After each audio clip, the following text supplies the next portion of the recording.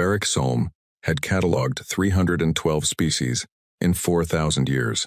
He had met creatures with 17 eyes and creatures with none.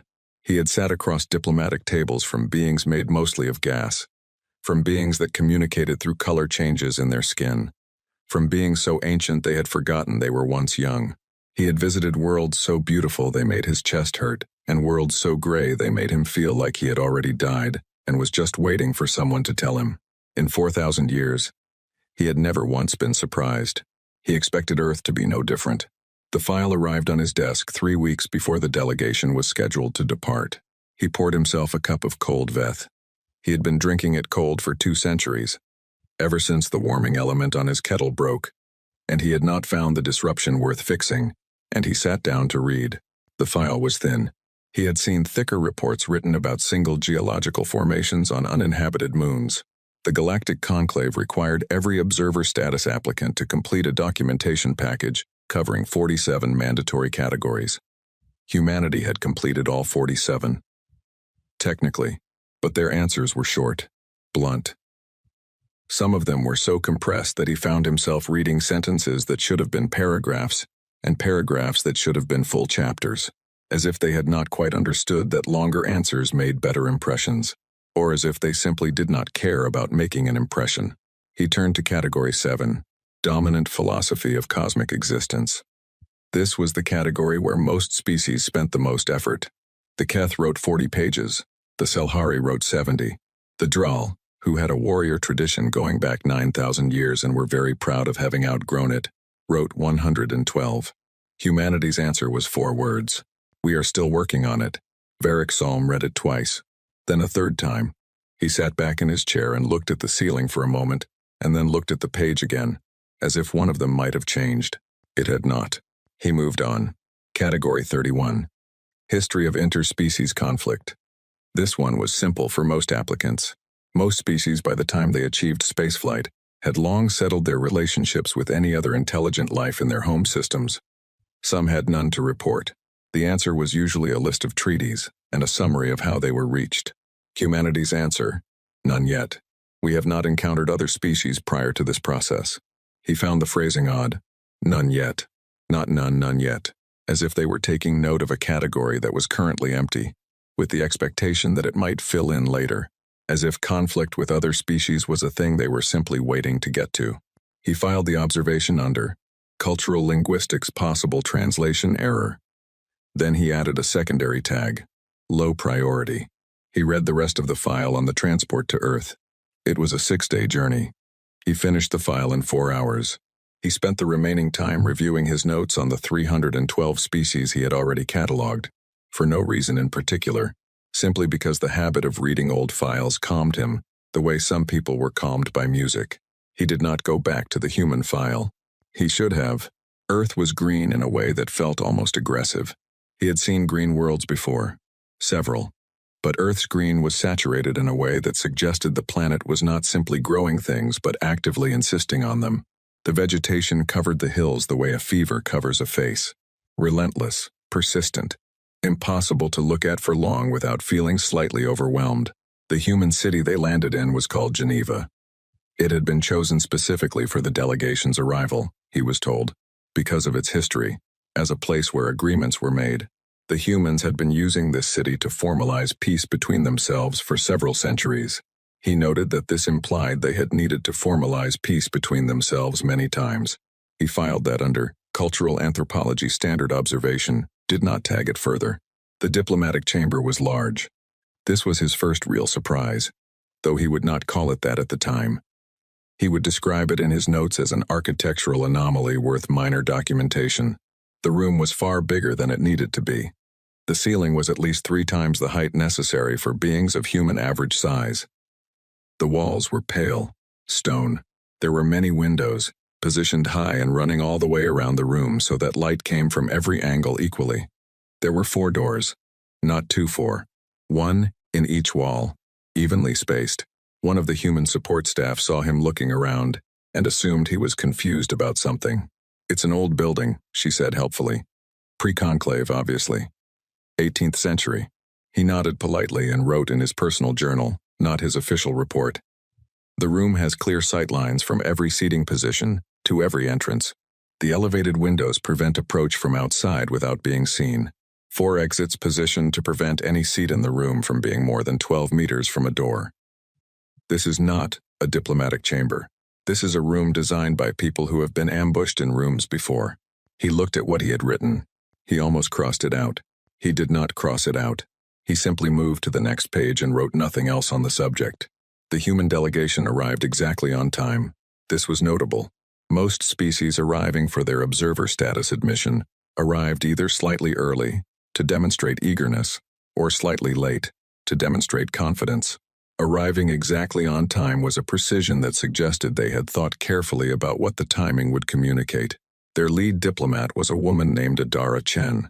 She was not young, but she was not old either, in that human way where the two states bled together and produced something that simply looked like endurance. She wore a dark suit. No decorations, no status markings, no indications of rank.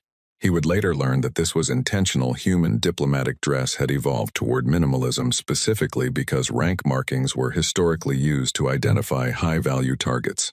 She shook his hand. Most species did not shake hands. It was a known human custom and the delegation had been briefed. He had practiced. He extended his hand and she took it and the grip was firm. Noticeably firm. He was not a small being, and the grip registered. She held his gaze for approximately 3 seconds after the handshake ended. Then she smiled and welcomed him and the moment passed, smooth and professional, and the proceedings began. Later he would write in his personal journal, the handshake, the eye contact. I noted it as social aggression, a dominant signal, standard for species with competitive social hierarchies. Then, much later, he would add, I was not wrong about what it was. I was wrong about what it meant. But that was much later. The proceedings went smoothly. These things always did. Varric Solm had run 312 of them and they ran like water runs, finding the shape of the container and filling it. There were speeches. There were formal recognitions. There were the traditional conclave recitations, which he delivered in the standard manner, and which the humans listened to with expressions of polite attention that he recognized as a specific kind of face that beings made when they were listening carefully, but had also made up their minds already. Humanity was admitted to the conclave as an observer species, not a member. Observer. The distinction was considerable. An observer could attend sessions. An observer could speak. An observer had no vote, no formal military alliance, no claim on conclave resources or protection.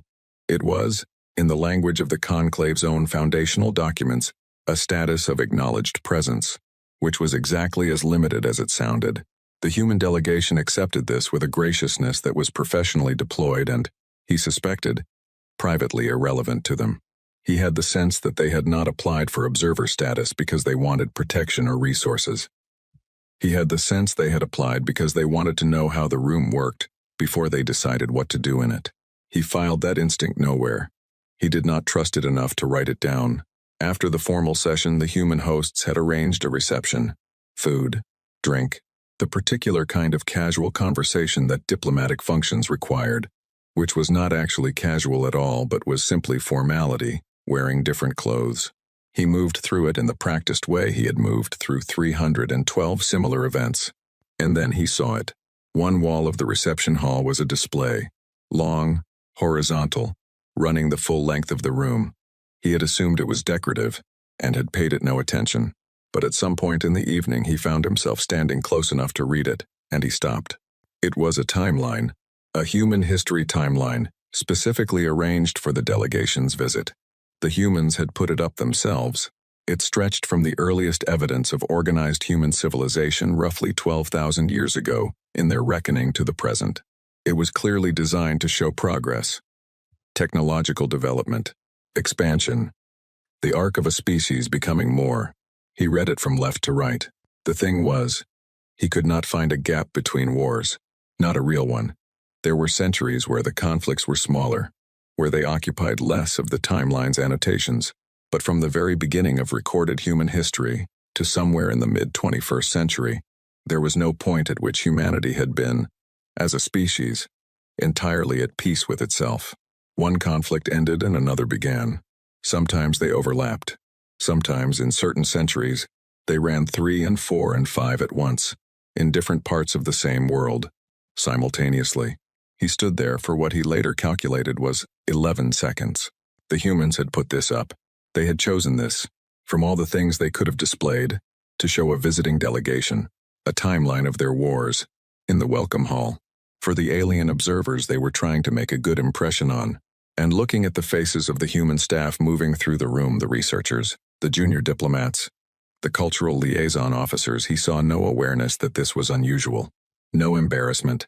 No pride either, which would have been concerning in a different way. Simply, here is our history. These things happened. You should know. He thought about writing it down. He thought about what tag to give it. He settled finally on cultural dissonance, low priority. He moved away from the display. He picked up a glass of something cool and amber and sweet that a human waiter offered him, and he stood near a window, and he looked out at the green city and he drank. The delegation departed the following morning. His official report on humanity was completed on the return journey. He was thorough. He was always thorough. He noted the planet's biosphere, its geopolitical structure, its technology level, its communication infrastructure, its energy production capacity. He noted that humanity had achieved faster-than-light travel approximately 200 years prior. He noted that their first Martian colony was 12 years old and had experienced 3 significant structural failures from which it had recovered each time. He noted that their unified global government was 40 years old, which was very young. He noted the handshake. He described it as a firm, tactile greeting consistent with a competitive social hierarchy, standard for species transitioning out of dominance-based interaction patterns. He noted the diplomatic chamber and described it as architecturally traditional for the region and period. He did not note the timeline. He did not note the none yet. He did not note the 11 seconds he had spent standing in front of a wall of wars, holding a drink, feeling something he did not have a clean word for. His conclusion was professional. It was precise. It was, in the formal language of conclave documentation, exactly what was expected. Humanity, observer status granted, species classification, developing, technological, trajectory, accelerated, notable, but not unprecedented, cultural development stage. Pre-philosophy, unified governance too recent to assess long-term stability, dominant behavioral tendencies, competitive, goal-oriented, high social bonding coefficient. Threat assessment, not required. Recommendation, standard monitoring protocol, no expedited attention necessary. He sealed the file. He sent it to the conclave archive. He poured himself a cold cup of Veth, because the warming element was still broken, and he still had not fixed it. And he sat in his chair on the transport, and closed his eyes. He thought about the timeline. He thought about none yet. He thought about Adara Chen's hand in his, the 3 seconds of eye contact, the precise arrival time. He thought about the room with 4 doors. He opened his eyes. He picked up his file. He did not reopen it. He only held it. The way you hold something when you are trying to decide whether to put it back in a drawer or whether it belongs somewhere you can reach it quickly. After a long moment, he put it back in the drawer. He finished his cold Veth.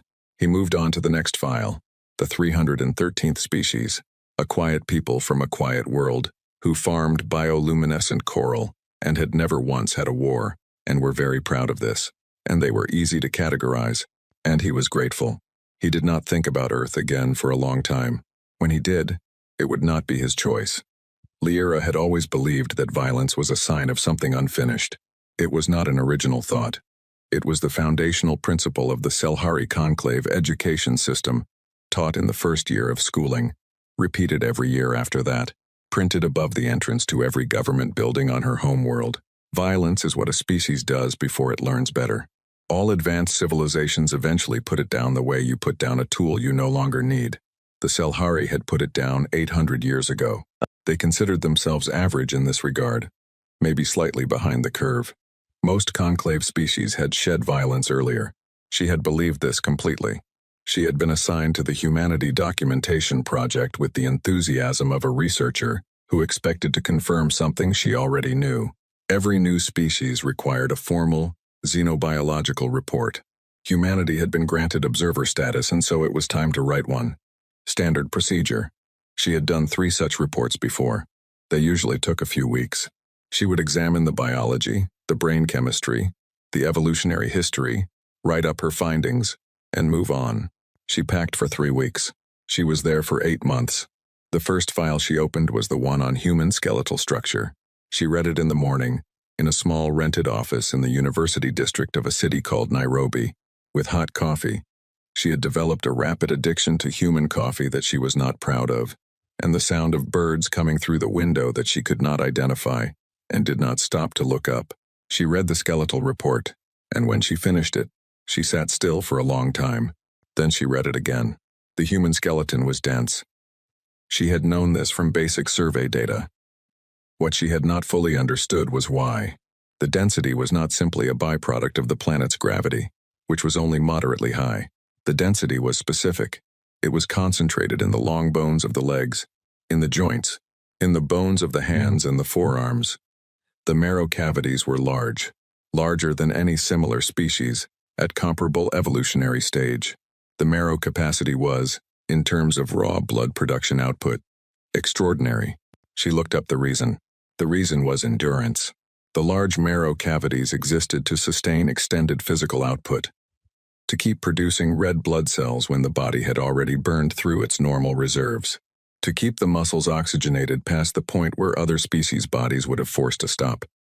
The human skeleton was built with a reserve tank, a biological emergency supply for when the body ran out of fuel and needed to keep going anyway. She wrote in her notes, "This suggests evolutionary pressure favoring sustained physical activity past normal exhaustion thresholds. Requires further context." Then she opened the next file, muscle fiber composition. She understood, before she read this one, that there were 2 types of muscle fiber: fast twitch, for explosive movement, short bursts of maximum power, and slow twitch, for sustained effort, long, steady output, over time. Most species had a dominant type. It matched their ecological niche. Predators that hunted in short, fast sprints were mostly fast twitch. Species that traveled long distances as part of migration or foraging were mostly slow twitch. The balance between them was a biological signature. It told you how a species had survived, what it had been built to do. Humans had both, not a slight lean toward one or the other, not a moderate balance. A genuine, developed, functional abundance of both types, distributed across the body in a pattern that was, in the words of the study she was reading, statistically unprecedented among conclave survey species. She stared at this for a long time. What she was looking at was a body built to sprint and built to run long distances and built to do both of these things in the same body in the same lifetime. A body that could explode into motion and then sustain that motion. A body that could keep going after the explosion. That had reserves for when the reserves ran out. That had bones designed to not break under repeated impact, and muscles designed to not stop under sustained load. She wrote, "What ecological pressure produces this?" She underlined it. She did not have an answer yet. She ordered more coffee and opened the next file. The pain tolerance studies were where she first started to feel something she did not have a comfortable word for. She read them carefully. She read them twice. She read several independently conducted studies because she thought the first one might be an outlier. It was not an outlier. The baseline pain threshold for most conclave species, the point at which the body's distress signal became overwhelming enough to prevent voluntary function, was fairly consistent across very different biologies. There were variations, but the general principle was the same. When the pain signal exceeded a certain level, voluntary control became impaired. The body protected itself. It slowed down, stopped, made the organism incapable of continuing, because continuing at that point was destruction.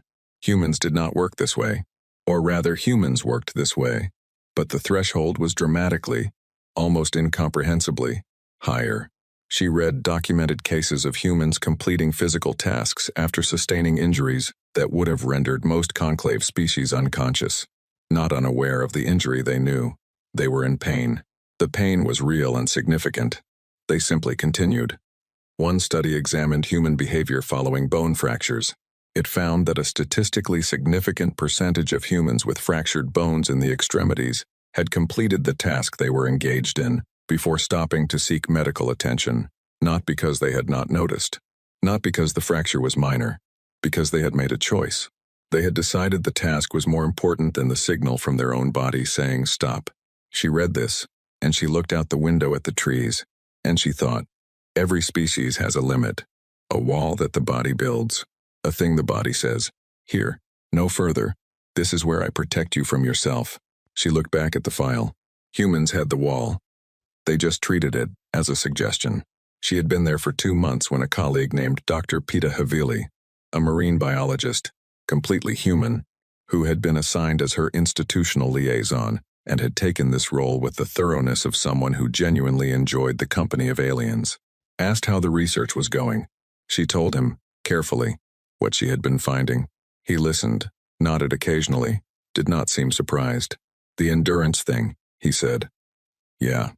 There's a theory about that, called persistence hunting. She did not know this term. He explained it to her. He was a marine biologist, not an anthropologist, but he had clearly grown up knowing this, the way she had grown up knowing the conclave educational principles. It was something humans apparently just knew about themselves. The theory was this. Early humans were not the fastest thing on their planet, not even close. They could not outrun most of the large animals they hunted. What they could do, what nothing else on the planet could do, was keep going.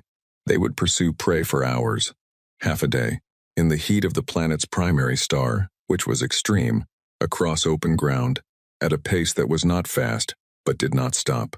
The prey animal, built for short, fast bursts of speed, would eventually overheat, would slow down, would stop, because its body forced it to stop. The human would still be walking toward it. She sat with this for a moment. So you hunted by refusing to stop? She said. Pretty much, he said. She looked at him. He was eating a sandwich. He had kind eyes. He was completely unbothered by what he had just said. And this was how long ago? She asked. He thought about it. A couple million years, give or take. She nodded slowly and wrote nothing down because she did not know where to put it yet. The neurology files arrived in her 4th month, and she read them in a single sitting that lasted 11 hours. The stress response. Every known species had one. The mechanism varied, but the principle was consistent. Mortal danger triggered a physiological state that changed behavior, increased certain capabilities temporarily, narrowed focus, prepared the body for emergency action. It was a survival mechanism, ancient, shared across most living things. What was not shared was what happened to humans inside that state. She read study after study, field reports, combat medical reports, accounts from humans, describing their experience in life-threatening situations. She read about adrenaline and what it did to the human body and brain. She read about the narrowing of time perception. Humans in extreme danger often described time slowing, their processing accelerating, the world becoming very clear and very simple and very manageable. This was documented in other species too, at lower intensity. What was not documented in other species was what she kept finding in the human accounts. The word that kept appearing, clarity, not fear, not panic, not the desperate incoherence of an animal in mortal danger. Humans in extreme mortal danger, repeatedly, across study after study, described a state of heightened clarity, of things suddenly being very simple, of knowing exactly what to do. Some described it as one of the most focused states they had ever been in. Some described it, with what she recognized as genuine discomfort at their own honesty, as almost pleasurable. She sent 3 excerpts to colleagues. She sent them without comment, just the raw text. She received 3 responses, all variations of, surely this is measurement error. She emailed back a list of the studies, 14 of them, different research teams, different decades. She did not receive a response to that email. She read the wars in her 6th month. She had been avoiding them. She knew they were there.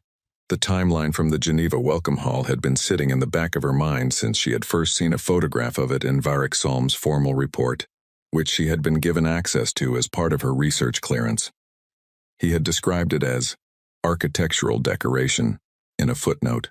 She had looked at the photograph for a long time and thought, that is not decoration. She read every major human conflict, from the beginning of recorded history to the present. She approached it scientifically. She took notes. She charted causation and frequency and geographic distribution. She tracked the technology from handheld stone to directed energy weapons in what was, geologically speaking, almost no time at all. She tracked the casualty counts.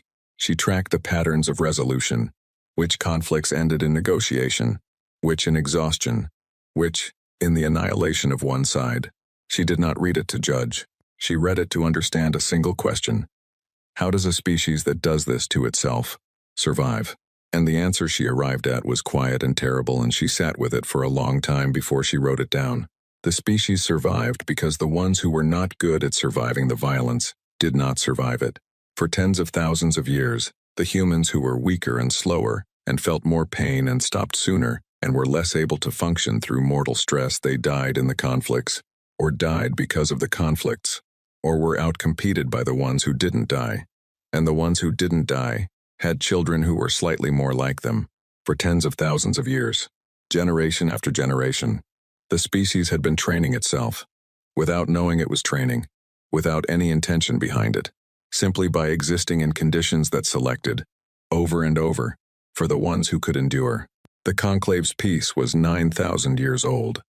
No conclave species had been under that kind of pressure for 9,000 years.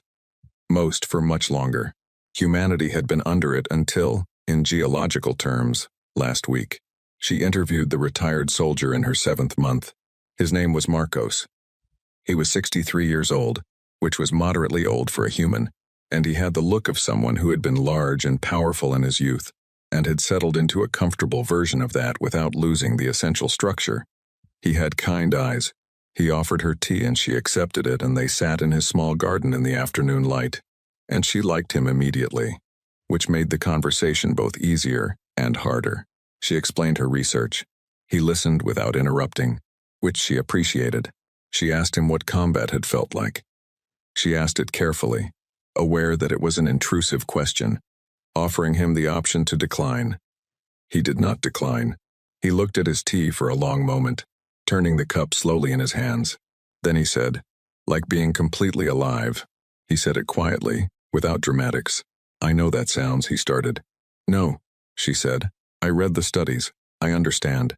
I'm not proud of it, he said. That it felt that way. I know what it cost. I know what I saw. I'm not saying it was good. I know, she said. But you asked, he said. She nodded. They sat in the garden for a while after that and did not say anything. Birds made sounds in the trees. The light moved slowly. He topped up her tea without being asked. She flew home and did not submit her report for 6 weeks. She sat in her apartment on her homeworld and she looked at the mountains outside her window, clean gray peaks. No wars in their history. A planet that had found peace so long ago that the concept of conflict was almost academic, and she thought about everything she had found. The bones, the muscle fibers, the pain tolerance, the stress response, the wars, the retired soldier and his careful honesty. She thought about what she believed, about violence being the mark of something unfinished, about advanced species putting it down like a tool they no longer needed. She thought about that for a long time. Then she opened her report and began writing. She wrote for 4 days without stopping for much besides coffee and sleep, because the report was large and thorough and she had 8 months of findings to organize. When she reached the conclusion section, she stopped. She wrote the conclusion. She read it. She moved it to an appendix. Appendix C, which was the last appendix, which would be the last thing anyone read, if they read it at all. The conclusion read, humanity has not evolved past violence. Humanity evolved through it. The distinction is significant. A species that has shed violence as unnecessary has never been tested the way humanity has been tested. A species that has survived violence as selection pressure carries the results of that test in its bones, its neurology, its pain response, its stress chemistry, and its psychology. The conclave's working model of civilizational advancement, wherein violence is a stage to be outgrown, does not adequately account for a species that did not outgrow violence, but was, instead, shaped by it into something that cannot be straightforwardly categorized by existing frameworks. Reclassification is recommended. Priority. Urgent. She sealed the file. She sent it to the conclave. For 4 months, nobody mentioned Appendix C. She had expected this. She had written Appendix C for the moment when someone eventually did. Commander Thosval had studied war for 60 years and had never fought one. This was not unusual. The conclave's member species had maintained a documented peace for 9,000 years. The Dral, his people, had been the last to join that peace, and joining it had required them to dismantle a military tradition that stretched back 20 millennia. They had done it. Slowly, carefully, with the grief and relief and complicated pride of a people setting down something very heavy that they had been carrying for a very long time. The Dral military existed now as a ceremonial institution and a practical one: peacekeeping, disaster response, escort for deep space expeditions, real work, useful work, not war. Those Val had studied war the way scholars study extinct languages, with deep respect for the complexity of the thing, with a certain precision that came from understanding the subject at a remove, from the safety of time and distance. He had read everything, every campaign, every doctrine, every theorist from every era of conclave history. He understood strategy the way a surgeon understands anatomy completely, in the abstract, in the clean white space of theory where nothing bled. He thought this was sufficient. He would spend a long time later understanding that it was not. The Kreth Dominion's arrival was not announced. This was the first indication that things would not go as expected, because the conclave had a protocol for conflict initiation, a formal protocol, enshrined in law and custom, and 9,000 years of settled habit. You made contact. You declared your grievance. You waited for a response. The process was slow and formalized and occasionally frustrating, but it was the thing that kept wars from starting by accident, and for 9,000 years it had worked. The Kreth did not make contact.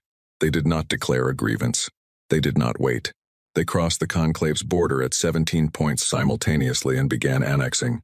The word annexing was the one the initial reports used. It was a clean word, an administrative word. It made the thing sound like paperwork. What it actually meant was that 17 conclave border systems, 12 inhabited, 5 operating as scientific or trade stations, were surrounded by Kreth warships and informed that they were now Kreth territory. 3 of the stations attempted to respond to this information with the formal protest protocols. The Kreth did not answer the formal protest protocols. In 14 days, 17 systems were gone. The conclave convened in emergency session. Val was called to present his fleet assessment. He presented it carefully, clearly, with the measured professional calm of someone who had trained his whole life for exactly this kind of briefing. The conclave fleet was capable. Not large by historical standards, peace had allowed significant demilitarization, and nobody had objected to this because there had been nothing to object about but capable. Well maintained, equipped with the latest conclave weapons technology, crewed by professionals who had spent their careers in peacekeeping, and who were, in Val's honest assessment, very good at the kind of work they had actually done, and completely untested in the kind of work that was now being asked of them. He presented this assessment. He did not emphasize the last part as much as he perhaps should have. The human request arrived on the second day of the emergency session. A message from Ambassador Adara Chen, transmitted through the standard observer species channel, the channel that was, technically, for administrative communications only, for species that had no formal seat in conclave proceedings. She sent it to 7 recipients simultaneously, all 6 members of the Security Coordinating Council, and Val directly. The message was 11 words long. We would like to help. Please advise on how to coordinate. The Security Council debated the request for 4 hours. The arguments against were practical. Humanity had observer status only. No formal military alliance. No treaty obligation. No standing authorization to commit forces. The arguments for were also practical. Humanity had 40 warships currently within reachable distance of the crisis zone, and the conclave fleet was stretched across an incursion front that covered more territory than anyone had anticipated. In the end, the authorization was granted, not because the Council thought it would matter much.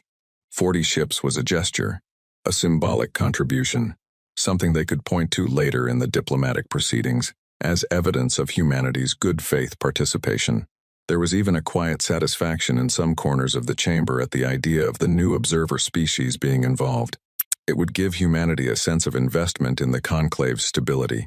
Nobody thought 40 ships would change anything. Val sent the coordination parameters and expected to hear nothing of consequence. The first engagement was 3 days later, at a system called Veth Kalos on the conclave's charts, and something unpronounceable on the Kreth's, a mid-sized system with 2 inhabited stations and a conclave garrison of 8 ships that had been surrounded and was broadcasting a distress signal on every available frequency. Those Val's main fleet was 6 hours out. The human squadron was 40 minutes out. He sent them the engagement data and told them to hold position until the main fleet arrived. The response came back in under a minute. It was from the human squadron commander. Her name was Commander Yael Adler. He had her file: 12 years of service, multiple commendations, specialist in multi-vector fleet coordination. The file had been optimistic about her. He had read it as diplomatic courtesy. Her response was 4 words: "Understood. We will wait." They waited 22 minutes. Then the distress signal from the Vethkalos garrison changed. The tone shifted. The frequency shifted. He had been in enough emergency scenarios to know what that shift meant. The garrison was preparing for boarding. The Kreth were moving to take the station directly, rather than waiting for any response to materialize. He was checking his calculations on fleet arrival time when another message came in from Adler. "Garrison is being boarded. We are going in." Not a request, not a consultation, an information transmission. The same tone as a weather report. He opened his mouth to order them to hold. The order was already irrelevant. The human squadron had moved. He watched it on the tactical display with the particular attention of someone trying to understand something that is not behaving according to the rules he knows. The human ships were ugly. He had noted this in his initial survey of their specifications. They were thick-hulled in a way that was deeply unfashionable in modern fleet design, where elegant profile reduction was considered both tactically and aesthetically correct. They were wide, heavy, overarmed in a pattern that looked almost paranoid, weapon systems positioned on every face of the ship, covering angles that standard tactical doctrine would have considered irrelevant. They were loaded with redundant systems in a way that made their engineering profiles look almost cluttered, like ships designed by someone who expected every possible thing to go wrong and had made arrangements for each possibility individually. They moved into the Kreth formation without broadcasting a challenge. This was the second thing that confused him. Formal challenge was standard. It was the basic signal of intent in any fleet engagement. You announced your presence and your purpose. You gave the opposing force the chance to adjust, and then the engagement began from a mutually acknowledged starting point. It was how you did it. He had studied 1,000 battles, and they all began this way because this was how rational actors engaged. With acknowledgement, with declaration, with the clear establishment of what was happening. The human ships did not declare anything. They simply attacked. The Kreth, he realized later, were also confused by this. They were not a species with a peaceful tradition, but they had their own version of engagement protocol, and its violation registered as something disorienting. They had been in the process of methodical, organized boarding when 12 ships appeared from a vector their sensors had labeled as low probability and started hitting them from 4 directions at once. The Kreth response was fast. They were not incompetent. They turned their formation and engaged. The first human ship to take a direct hit should have been done. Those Val watched his display. The hit was direct. It was significant. The energy discharge reading indicated severe damage to the port propulsion array. In any fleet he had trained with, in any engagement doctrine he had studied, that ship pulled back. It signaled impairment. It removed itself from the primary engagement zone and waited for assessment. The human ship kept moving forward. He thought his display was malfunctioning. He checked it. It was not malfunctioning.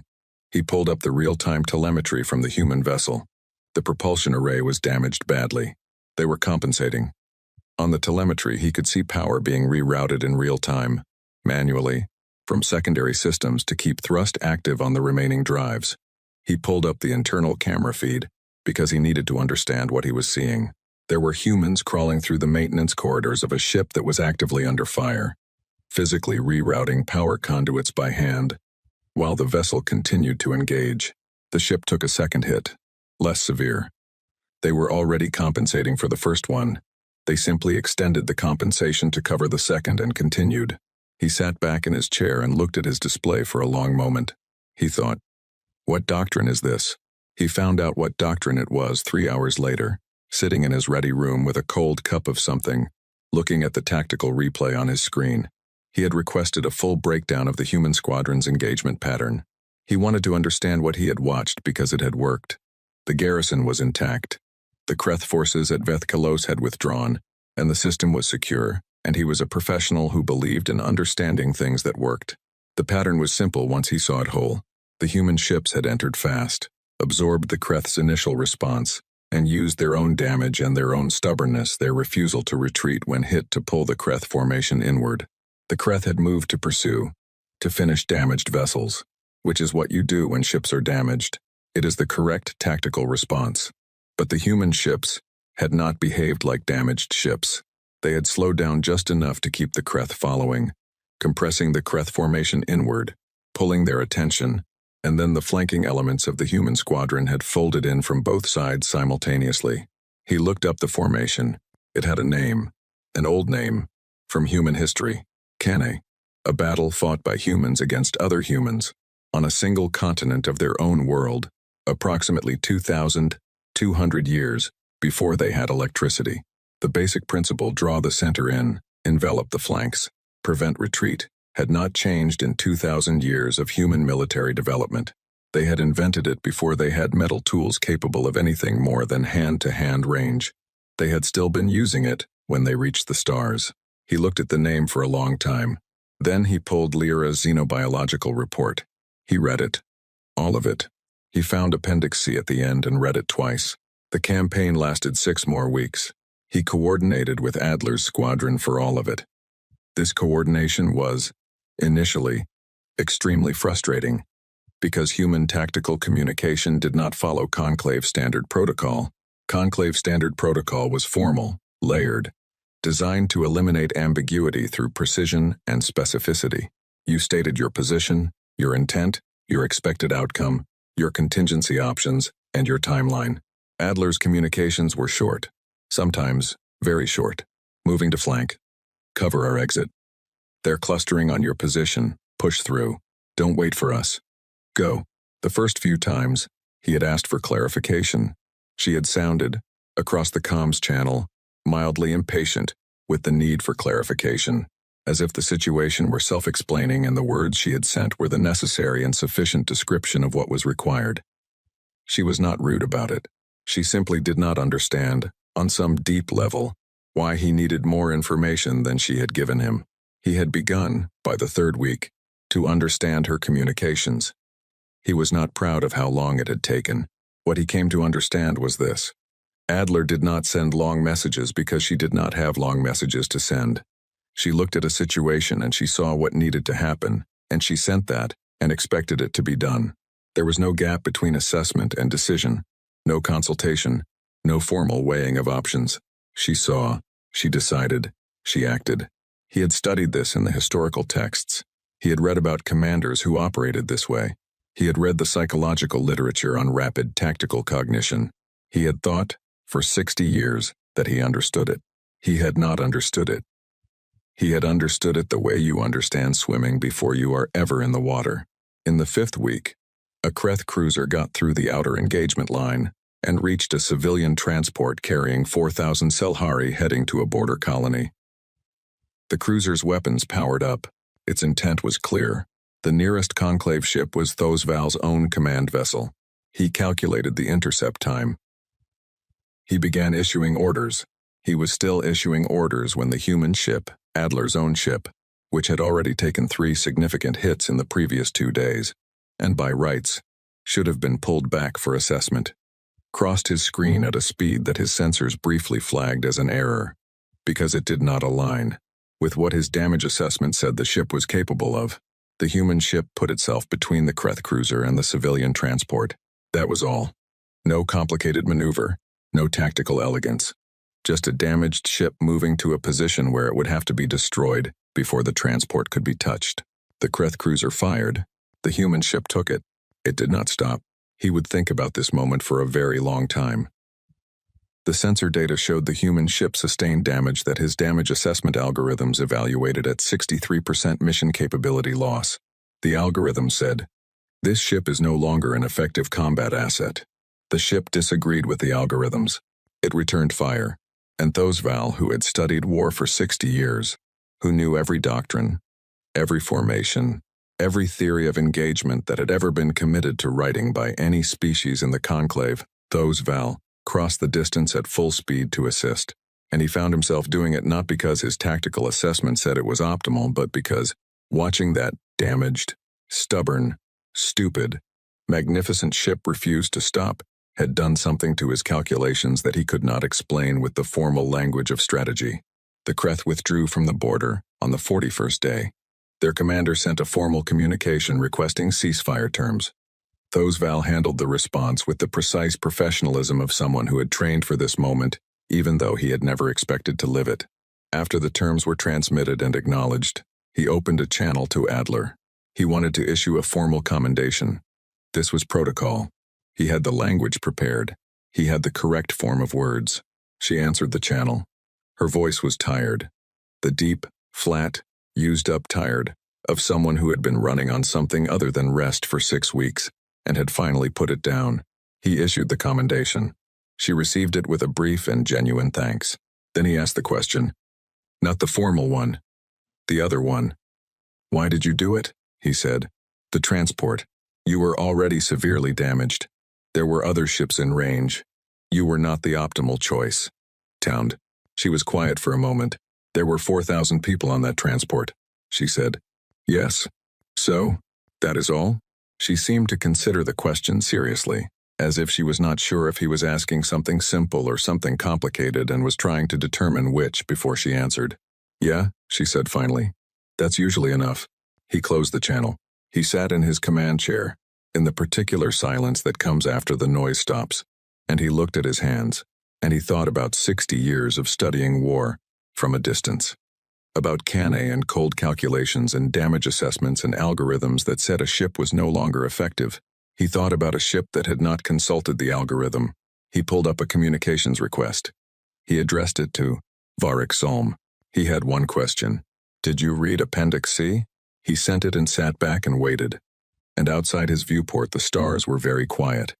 And somewhere in the distance, floating in the debris field of 6 weeks of fighting, was a human ship, held together by manual rerouting and stubbornness, and something he still did not have the right word for. He thought he was beginning to understand the word, though. He was beginning to understand it had always been right in front of him.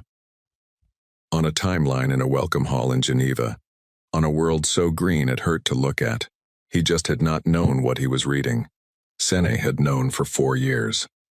She had not told anyone, because no one had asked her specifically, and because the information lived in a space between categories not alarming enough to report as a security concern, not irrelevant enough to dismiss, not easily summarized without sounding like she had lost her professional objectivity, which was the specific fear of every attaché who spent too much time with their assigned species.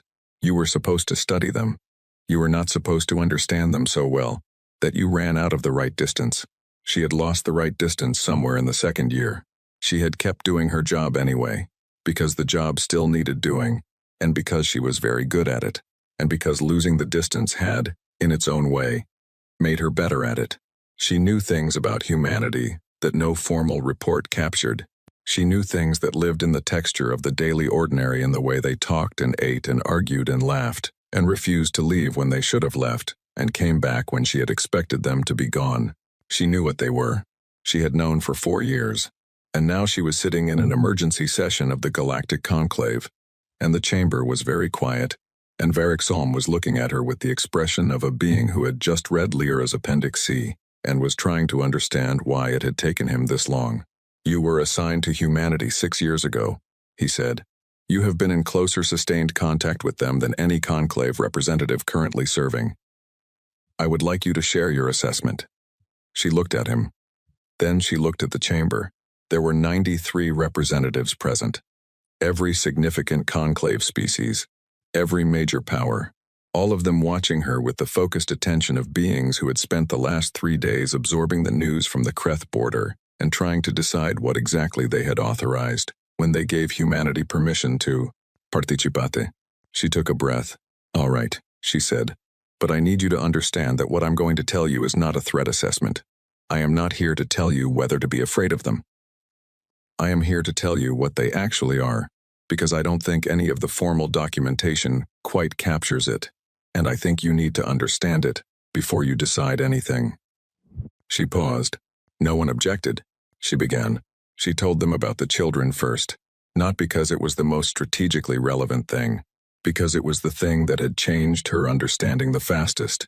In the earliest days, when she had still been doing her job from the correct distance and cataloging observations with proper professional detachment, she had been invited to a social event. This was standard for attachés. Integration with civilian life was encouraged. The event was something humans called a birthday party, a celebration of the anniversary of a person's birth, which they held every year, which she had found charmingly excessive before she understood the reasoning. The child whose birthday it was had become sick.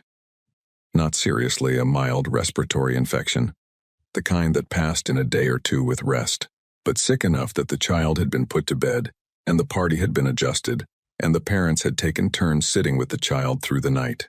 She had observed this. She had thought, initially, that it was a cultural ritual, some formalized response to illness. She had asked a human colleague the next day, in the most casual terms she could manage, whether this was a standard practice. Her colleague had looked at her as if she had asked something slightly strange. "If your kid is sick," her colleague said slowly, "you sit with them." "The whole night?" "Yeah, of course." She had thought about this for days. The parent had been visibly exhausted the following morning, had not slept, had gone directly from a night of sitting with a mildly ill child to a full day of work without complaint, had, in fact, seemed almost confused when Sene expressed sympathy about the lack of sleep, as if the sympathy were misdirected, as if sitting up through the night was simply the thing that was done and therefore not a hardship worth noting. She told the chamber, "There is a human word, vigil. It means to keep watch over someone through the night. In their history, it was originally a religious observance, but they use it now for secular purposes too, for sitting with the ill, for sitting with the dying, for sitting, simply, with someone who should not be alone. They do not regard this as sacrifice. They regard it as a minimum, the floor of what you owe someone who is vulnerable." She paused to let this sit. "A species that does not sleep when its young are threatened," she said, "is not a species you categorize simply by examining its weapons." She told them about the laughter. This one was harder to explain. She had struggled with it for years. She still struggled with it. 6 months into her posting, there had been a serious incident aboard a human research vessel she was traveling on. A catastrophic mechanical failure in one of the life support systems. Not fatal, the backup systems had activated, but serious enough that for approximately 40 minutes, the situation had been genuinely uncertain. The crew had worked through those 40 minutes with the focused intensity she had come to expect from humans in crisis. She had watched from a safe position, as per her briefing protocols, and she had cataloged their behavior. Calm, efficient, rapid, coordinated, all expected. What she had not expected was the joke. In the middle of the crisis, with oxygen levels still not fully stabilized, and 3 crew members still working physically in a damaged section of the ship, one of them had said something. She had not caught the full content because it was delivered fast. In a regional dialect she was still learning. But the crew had laughed. Not nervous laughter. Not the hysterical laughter of people whose composure was breaking. Genuine laughter. The real kind. Brief, sharp, and then gone, and then back to work. She had reviewed the audio logs afterward. The joke was not particularly funny. It was not even a complete joke, more of an observation, a dark one, about the irony of their situation. But the laughter had been real. She had spent considerable time trying to understand this. What she had eventually concluded was this. The laughter was not a failure of seriousness. It was evidence of something she did not have a clean translation for, a quality that allowed a human in a dangerous situation to hold the danger at arm's length long enough to see the absurdity of it. Not because they did not understand the danger, because they understood it completely and had decided, in that moment, that it did not get to be the only thing in the room. They laugh, she told the chamber, at things that are trying to kill them. Not always, not everyone, but often enough that I stopped being surprised by it and started understanding it as a tool, a thing they reach for when the pressure becomes a certain kind of unbearable. They make it small, by making it funny, and then they keep working. She saw some faces in the chamber that were not following her. She tried a different way. "You are afraid of what they might do," she said. "I understand that. I am trying to tell you what they actually are. And part of what they are is a species that can be terrified and exhausted and injured and still find a moment to make each other laugh. I have watched them do this. I know what it looks like. It looks like people who have decided, at some very deep level, that their situation does not define them, that they are always bigger than whatever is happening to them. The chamber was quiet. That is very useful in a war, she said. It is also just true about them in general. On ordinary days, with ordinary problems, they are the same species. She told them about how they mourned. This was the part she had been most afraid to include, because it was the part that had, in her second year, broken her professional distance and never quite given it back. Senna's homeworld had been destroyed before the conclave, before the peace. Old history, ancient by most reckonings, though not by conclave standards. The planet was gone. The people were scattered across 7 different systems, integrated into conclave civilization, technically thriving. The grief was old enough that most people who weren't Mirathi didn't know to ask about it, and most Mirathi had learned not to bring it up, because the grief was old and the present was good and there was no practical point in doing anything with it. She did not talk about her homeworld. She talked about human grief instead. She told them about the monuments. Every human civilization, across every culture, had built them. Structures whose sole purpose was to hold the names of the dead soldiers, victims of disasters, people taken by sickness, large stone walls covered in names, entire cities built around an absence. She described visiting a place called a war memorial in a human capital city and watching a woman stand in front of a long black wall of names and run her fingers along the carved letters of one specific name and then press her forehead to the stone. She stood there for a long time. No one spoke to her. The other humans around her gave her the space with an ease that suggested this was understood. That this was a thing you gave someone when they came to find a name on a wall. They say the names out loud, Sene told the chamber. On the anniversaries of losses, publicly. They gather and they say the names of the dead one by one, all of them, however many there are, however long it takes, so that the dead do not become numbers, so that the dead do not become abstract. She stopped for a moment. A species with a short lifespan cannot afford long grief, she said. The grief would consume too much of the life, but humans have long enough lifespans that they can grieve for years. Only, they can build their grief into their architecture, into their ceremonies, into the way they mark time. They carry their dead with them, indefinitely, because they have decided that the dead are worth carrying. She let this sit. I want you to understand what I am describing, she said. I am describing a species that feels lost deeply, and permanently, and publicly, and that still fights. Not because they do not understand what they are risking, because they understand exactly what they are risking, and they have decided that some things are worth risking it for, anyway. Variksolm spoke. Envoy Sene, he said, with the particular careful precision of someone choosing words that might become part of the formal record. You have described their emotional texture, with considerable depth, but the chamber's primary concern is tactical. Following the Kreth engagement, we are faced with the question of humanity's formal military integration into the Conclave's defense structure. And before that question can be answered, the chamber would like to know your assessment of the following. Are they a threat to the Conclave? She looked at him. The chamber waited. She had known this question was coming. She had been preparing for it for 6 years in the back of her mind, in the way you prepare for a conversation that you know is coming but can't quite start. She had prepared 3 different versions of an answer: a diplomatic answer, a technical answer, an honest answer. She had decided, on the transport coming here, to give the honest one. They saved 17 systems, she said. They saved the Selhari transport. They took losses they were not required to take, for species they have known for less than 3 years, because someone had to, and they were there. That was not the question, Varek Solm said. No, she agreed. It wasn't. She was quiet for a moment. The question you are asking, she said, is whether they will ever point what they are at us. Whether the thing that stopped the Kreth could become the thing that threatens the Conclave itself. And I understand why you are asking it. It is a reasonable thing to be afraid of. She looked around the chamber. But I want you to consider something. You built this Conclave 9,000 years ago. You built it to be the alternative to the thing you were afraid of. You built it so that species would not have to fight each other, so that the war that ended the Harath would be the last war. You built it because you knew what that kind of violence cost, and you decided the cost was too high. She paused. Humanity has been fighting for as long as they have been human. They have fought each other for resources and ideology and territory, and sometimes just because they could. They have lost unimaginable numbers of their own people in conflicts that, in retrospect, they themselves describe as pointless. They know this. They are not unaware of what they have been. They have built museums to the worst things they have done to each other. They have written the names of every person the worst things cost. They carry it.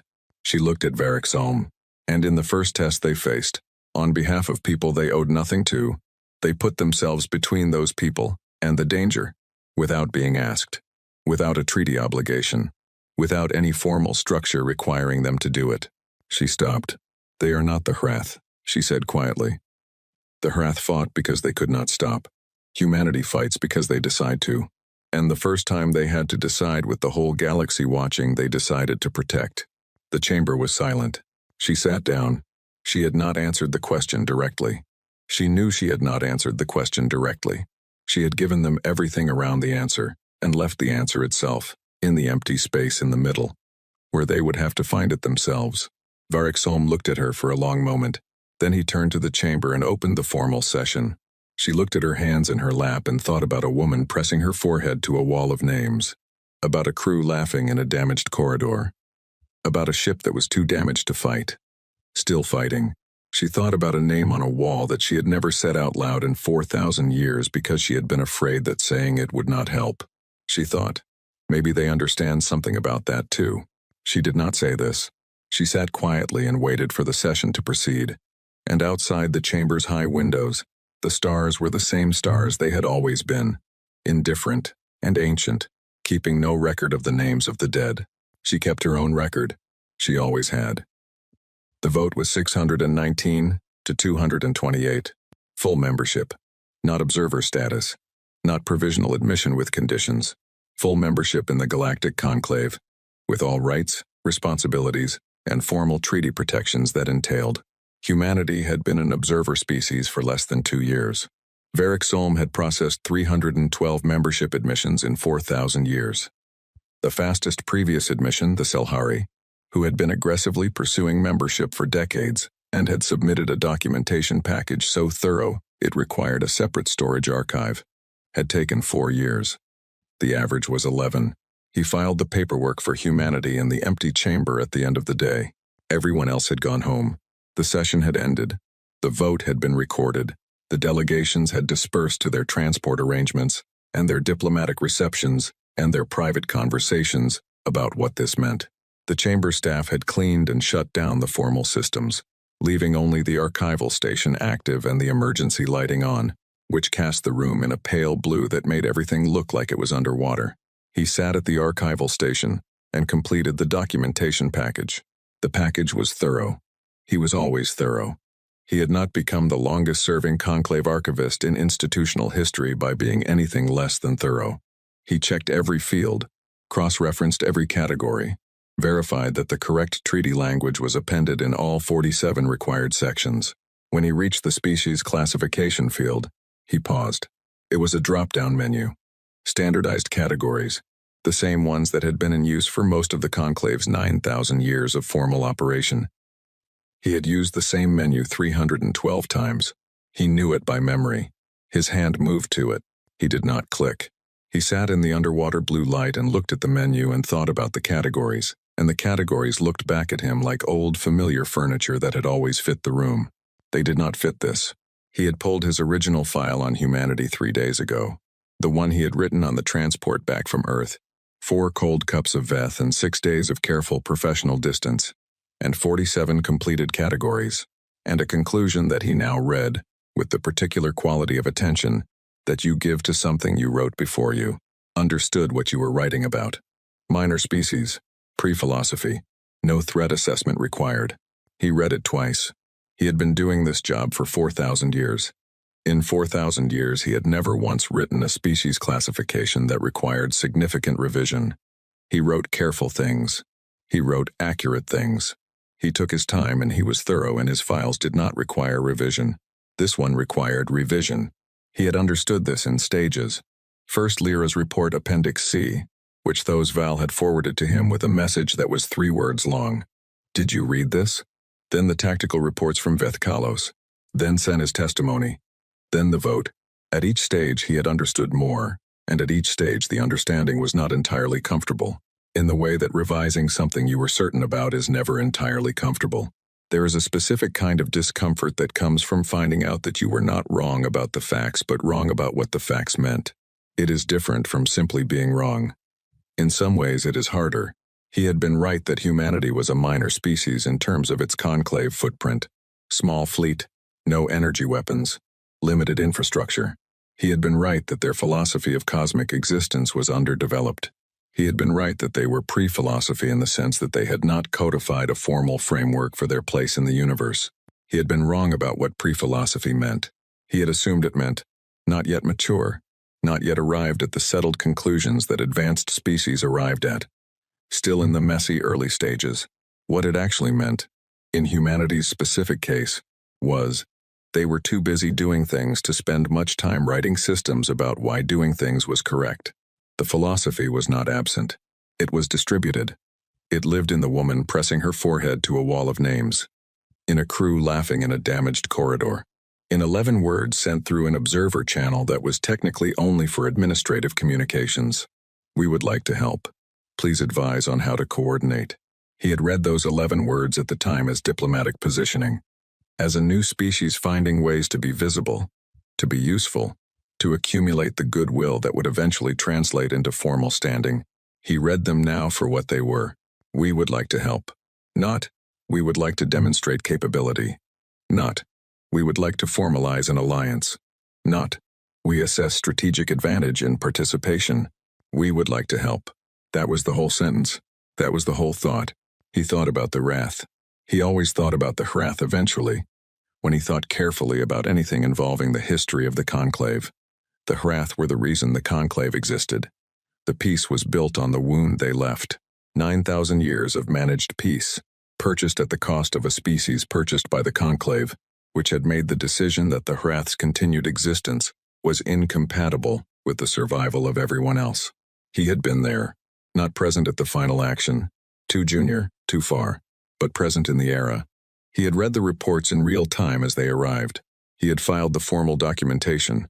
He had written, in the cold, clear language of the archive, what had been done and why and what it had cost. He kept a private file on the wrath that he had never submitted to any formal system. It contained only one entry, written 4,000 years ago in his personal journal, never revised, never expanded. We did what we did because there was no other way. I believe this. I will always believe this. I am not sure believing it is the same thing as it having been right. He had left that entry alone for 4,000 years because he did not know what to do with it, and doing nothing with it felt like the most honest option. He thought about it now because of Sene's testimony. The part about the wrath being a species that fought because it could not stop. The wrath fought because they could not stop. Humanity fights because they decide to. He had been sitting with this sentence for 3 days. He sat with it now, in the underwater blue light. The distinction was not small. A species that cannot stop is a species operating from biological compulsion, from something so deep in the structure of what it is that choice does not enter into it. The wrath had not chosen violence any more than a river chooses to flow downhill. It was simply what they did, because it was all they had been built to do. Humanity had been built for war. He accepted this now, sitting in the quiet chamber with Lyra's appendix in his memory, built for war the way the Herath had been, shaped by the same grinding selection pressure, honed over the same impossible timescale into something that could absorb and endure and continue past the point where other things stopped. But they had also been built for the woman and the wall of names, for the crew that laughed in the burning corridor, for 11 words sent through the wrong channel because they did not know how to watch something happening and not try to help. The wrath had been one thing, a blade. A blade was very good at cutting and could not do anything else, and eventually it cuts everything within reach. And then there is nothing left. Humanity was. He turned the word over. He had been turning it over for days. Humanity was something that had all the properties of a blade and had decided, largely, not to be one. Not through weakness, not through inability, through decision, through the quiet, daily choice of beings who knew what they were capable of and had decided that capability did not equal obligation. He thought, the most dangerous thing in the known galaxy is a predator that chose to become something else, because it still has the teeth. He opened the drop-down menu again. He looked at the categories. He closed the drop-down menu. He opened a new text field, the notes section of the formal admission file, which was technically optional and almost never used by anyone because the categories were considered sufficient, and he began typing. He wrote for a long time. He wrote about the skeleton files and the pain tolerance studies. He wrote about Kane and a ship that refused to stop. He wrote about 11 words and a woman and a wall. He wrote about Senna and what she had not said and what she had meant by not saying it, which he had understood only afterward, sitting in the empty chamber thinking about 4,000 years of careful categorization and the specific quality of being wrong about what something means. He wrote about his own report. Minor species, no threat assessment required. He did not apologize for it. He did not revise it. He simply noted it, and noted the date, and noted what he understood now that he had not understood then. He saved the notes. Then he went back to the classification field.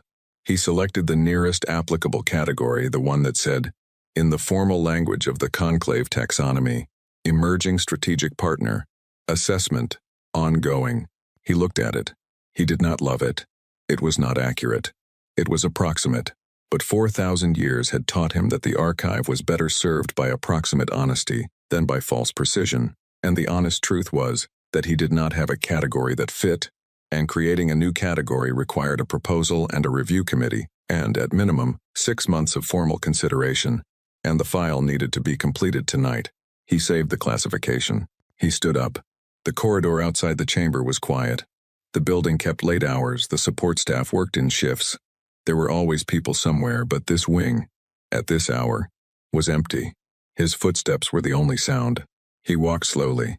He often walked slowly. It was not age. His species did not age the way most species aged. It was simply the habit of someone who had been walking for 4,000 years and had stopped needing to arrive anywhere quickly. He was almost to the exterior door when he heard it. Movement. The soft sound of someone in the small waiting area at the end of the corridor, the room with the low chairs and the table, and the large window that looked out over the conclave's formal gardens. He glanced in as he passed.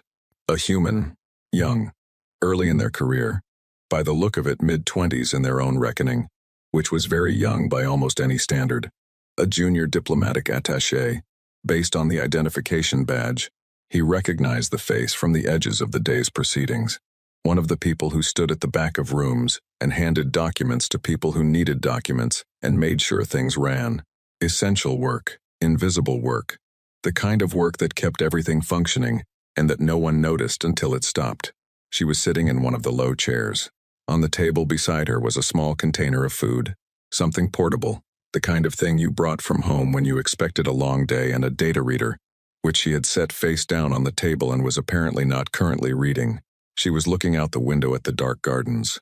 The lights in the gardens were amber. It made everything outside look warm. She must have heard his footstep pause. Because she looked up, she did not seem startled. She seemed the way people seem when they are tired, but not unhappily so, used up in a productive way. The way you feel after finishing something that mattered.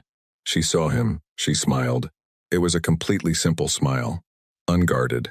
The kind of smile that happens automatically, without calculation, because a face does it when it sees another face, and there is no particular reason not to. Long day, she said. Yes, he said. You're the archivist, she said. You filed the admission papers? Just now, he said. She nodded slowly. She looked back out at the amber gardens for a moment. Weird, isn't it? She said. Being official? He was not sure what to say to this. He considered several responses and none of them felt right. For us too, she said, as if he had asked. Some of us keep waiting for it to feel real. Like we're still not sure we belong here. You fought for 17 systems that weren't yours, he said. You belonged here before the vote. She looked at him again. The smile came back, slightly different this time, smaller, more real. Don't tell the Security Council that, she said. They're still writing it up. He found himself doing something he had not expected to do. He almost smiled. It was a near thing. It did not quite complete itself, but the machinery of it moved, which was more than had happened in a very long time. Go home, he told her. Sleep. In a minute, she said. She picked up her container of food. You want some? It's cold, but it's good. He looked at the container. He thought about 4,000 years of cold veth and a warming element he had never fixed. What is it? He asked. Rice, she said, and some other stuff. My grandmother's recipe. I always make too much. He sat down in the chair across from her. She handed him a portion in a small side container. He ate it. It was cold. It was made of ingredients he could not entirely identify. It was, for reasons that were probably more about the hour and the day and the amber gardens than about the food itself. Quite good. They sat there for a while. The junior diplomat looked out the window. He looked at his hands. Outside, the conclave's gardens were very still. Can I ask you something? She said. Yes. Do you think this is going to work? Us being here, being part of this. He thought about the classification field, the drop-down menu, the new text field and everything he had written in it.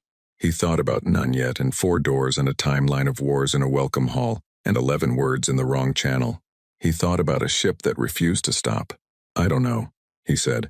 And then, because he was thorough, because he was always thorough, because 4,000 years had taught him that the honest thing was usually the more accurate thing. But I think the answer to that question depends more on you than on us. She nodded. She seemed to accept this without needing it explained. They finished the rice. He said goodnight. She said goodnight. He walked out into the cool dark of the conclave's main courtyard and stood for a moment looking up at the sky above the city, the stars half hidden by the light of the buildings. He thought, I have catalogued 313 species. He thought, I do not have a category for this one. He walked to his transport.